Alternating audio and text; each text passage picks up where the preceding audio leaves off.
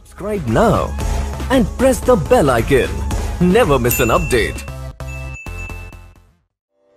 પ્રસંગ 33 શ્રી બદ્રી કેદારની યાત્રા.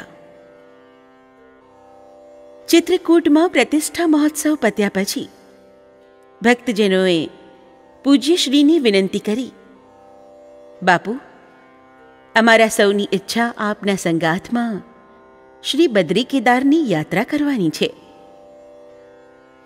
पूज्यश्री કહ્યું, भैया मैं अकेला नहीं हूं, मेरे साथ साथ 8-10 संत और थोड़े गरीब जन भी है.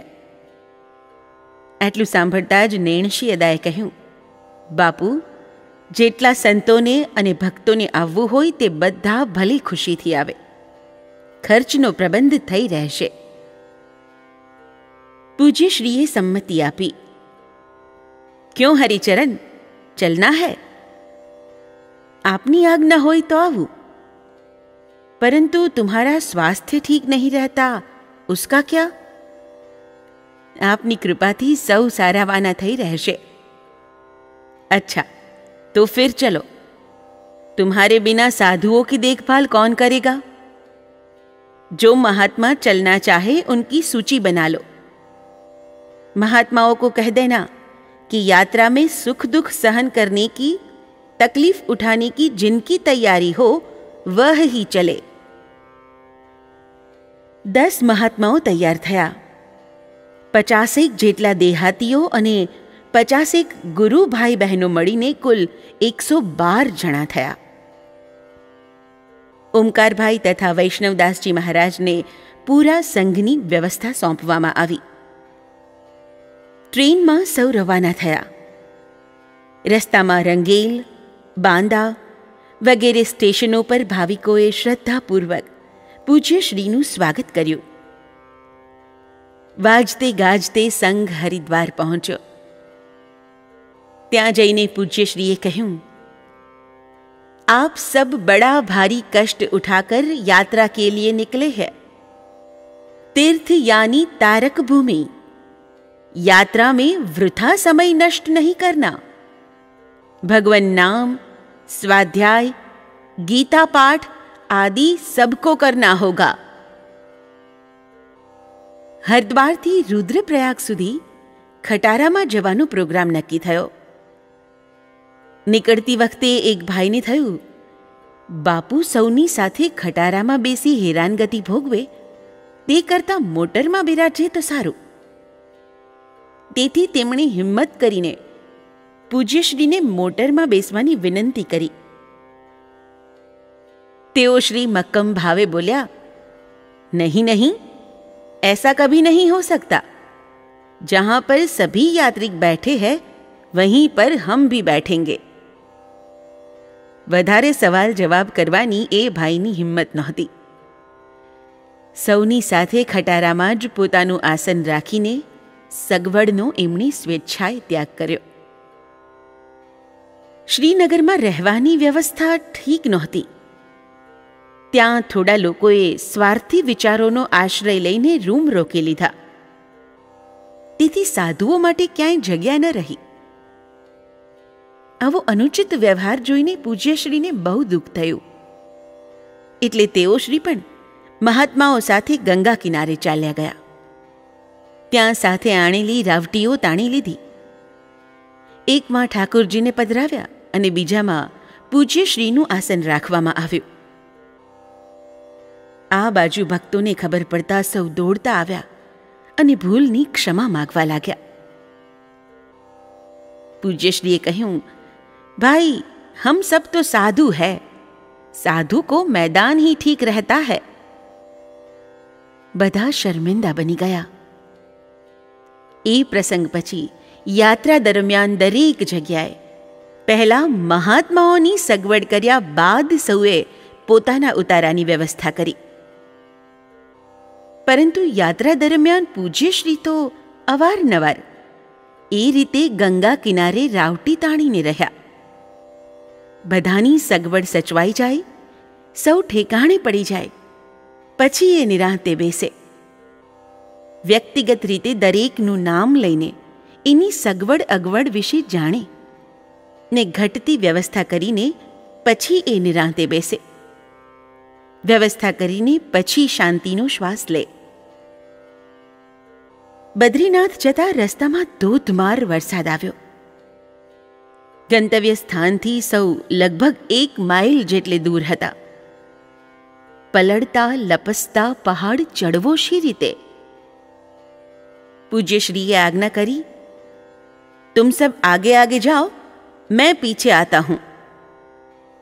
બધાએ જોયું કે પાછળ એકલા આવતા શ્રી ગુરુદેવ વરસાદમાં પલળતા હતા અને આગળ આગળ ચાલતા સૌ કોઈ કોરા કટ રહ્યા હતા.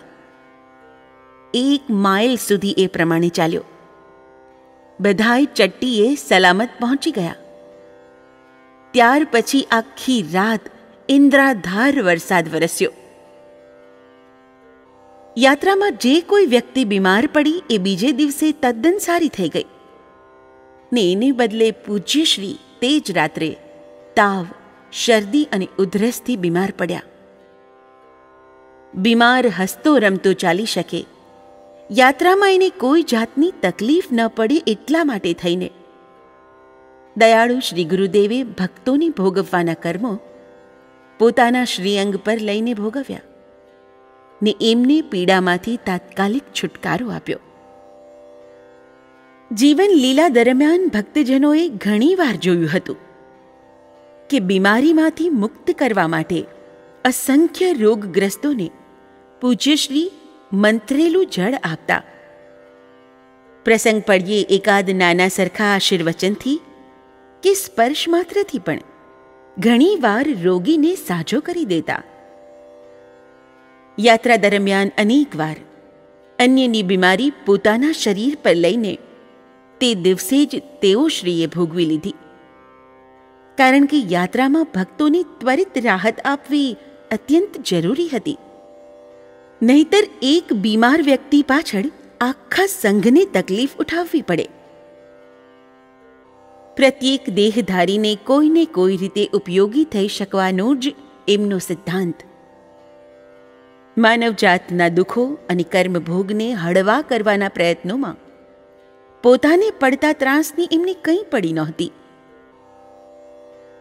યોગેશ્વર શ્રી ગુરુદેવે પોતાની યૌગિક ક્રિયાઓનો ઉપયોગ કરીને ભક્તોના સંચિત પ્રારબ્ધ કર્મોમાં ભાગ પડાવી હંમેશા એમને સુખ પહોંચાડ્યું. એક સમર્થ, શક્તિશાળી પિતા જેવી રીતે પોતાના નિર્બળ પરંતુ પ્યારા સંતાનને દરેક રીતે મદદરૂપ થાય, એવી જ રીતે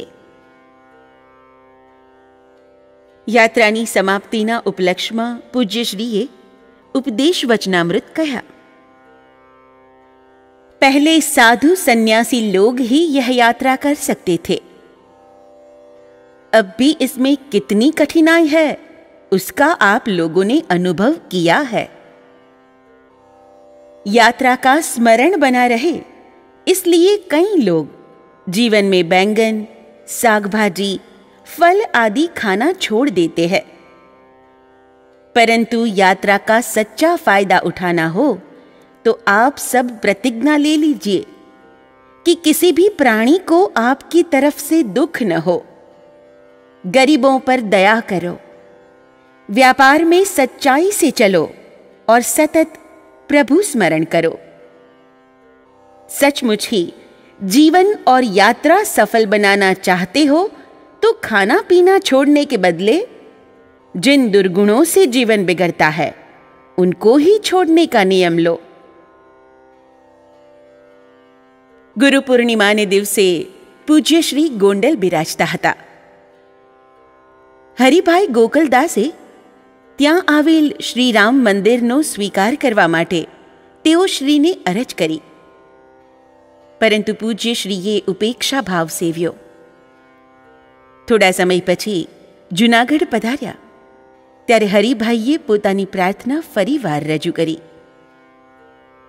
ભગવાન, આપ ગોંડલના આશ્રમની સંભાળ નહીં લો તો એ નષ્ટ થઈ જશે. મને સાંસારિક કામમાંથી ફુરસદ મળતી નથી અને કોઈ યોગ્ય સાધુ મળતા નથી. આખરે પૂજ્યશ્રીએ મૌનીજી મહારાજ, દીનુભાઈ, હરિશંકરભાઈ वगैरह बोलावीने કહ્યું, देखो हरिभाई गोंडल का आश्रम अपने को दे रहे हैं, तुम लोग मिलकर इसका ट्रस्ट बना डालो और आश्रम संभालो। આજ્ઞા થતાં 6 ટ્રસ્ટીઓનું એક મંડળ બનાવવામાં આવ્યું. આશ્રમની દેખરેખ મૌનીજી મહારાજને સોંપવામાં આવી. થોડા સમય પછી મૌનીજી મહારાજ ચિત્રકૂટ ગયા અને ત્યાં ગોંડલ મંદિરના પૂજારીને સ્થાને આવવા માટે સાધુઓનો મત પૂછ્યો. હરિચરણદાસજી મહારાજ ત્યાં હાજર હતા. ચિત્રકૂટમાં ત્યારે મહાત્માઓ વચ્ચે થોડો સંઘર્ષ ચાલતો હતો અને એમની ઈચ્છા અનિચ્છાએ પણ એમાં ભાગ લેવો પડતો હતો. તેથી એમનું મન ત્યાં લાગતું નહોતું. એમણે કહ્યું, આજ્ઞા હોય તો હું ત્યાં જઈને રહું. તરત જ મૌનીજી મહારાજે સ્વીકૃતિ આપી દીધી. કહ્યું, તમે ત્યાં રહેવા તૈયાર છો તો તે સ્થાન જ તમને સોંપી દેવામાં આવશે. હરિચરણદાસજી મહારાજ ગોંડલ ગયા અને ત્યાં પૂજન અર્ચન કરવા લાગ્યા. ભક્તજનોની ઈચ્છાથી એ વર્ષે ચિત્રકૂટમાં ગુરુ પૂર્ણિમા પર શ્રીરામ સંસ્કૃત મહાવિદ્યાલયની સ્થાપના થઈ. जिनको मन हरिपद कमल निस दिन भ्रमर समान, नारायण तिन सौ मिले कबू न होवे हान. सर्वे त्रह सुखिनः सन्तु सर्वे सन्तु निरामयाः, सर्वे भद्राणि पश्यन्तु मा कश्चिद् दुःखमाप्नुयात्. जय गुरुदेव, जय सियाराम.